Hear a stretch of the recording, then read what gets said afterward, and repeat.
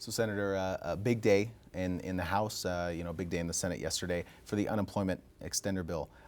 Talk about what that now means for the nation and the unemployment, and also in the state and local, for Illinois and Champaign specifically. Thank goodness 2 Republican senators crossed over to join us so that we could continue this bipartisan effort to help the unemployed.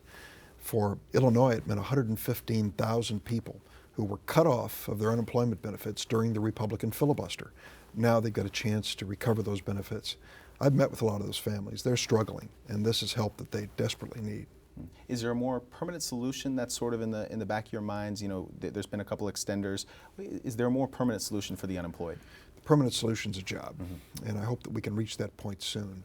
There are many people out of work in our state. We have a high unemployment rate compared to some, and a lot of people underemployed, and many more just worried about the next paycheck and whether they'll work next month. So the economy's coming back, but too slowly. I wish it were moving more quickly, but we've got to keep moving forward and creating good paying jobs in central Illinois and all across the state.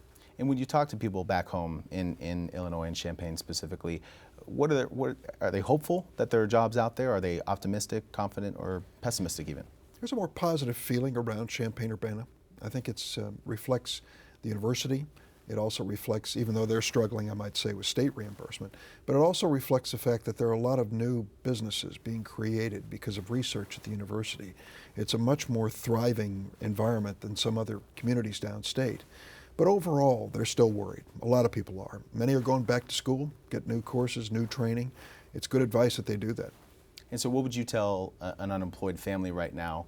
What would you tell them to give them some hope? This new bill passed in Washington, signed by the president, will give them the lifeline they need to keep their family together while they find a new job. You won't be able to live on it, but you may be able to survive on it. It doesn't provide health insurance anymore, and that's a big headache for a lot of people.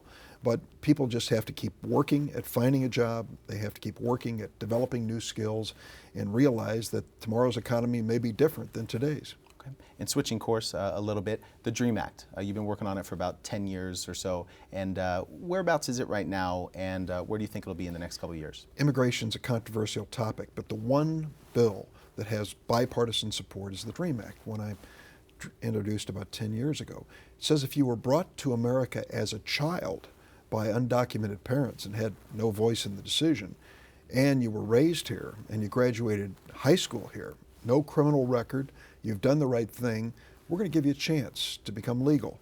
2 ways. 1, enlist in the military, serve our nation, risk your life for America.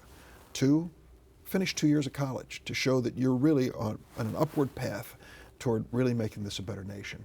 I think that that is an investment in our future, and it's a fair and just thing to do. And I hope if we can't do anything else in immigration that we can get that done this year. And what sort of a response or reaction have you seen from people in Illinois in response to the DREAM Act? Immigration's a hot issue, controversial. People feel strongly one way or the other. But there's a more positive feeling toward the DREAM Act because people say, those kids didn't vote on coming to America. This is the only country they know. They don't know any foreign language or any foreign country. Give them a chance. Give them a chance to prove themselves by serving our country in the military or finishing 2 years of college, and they're going to make this a better nation. Great. Thanks a lot, Senator. Thank you. Thank you.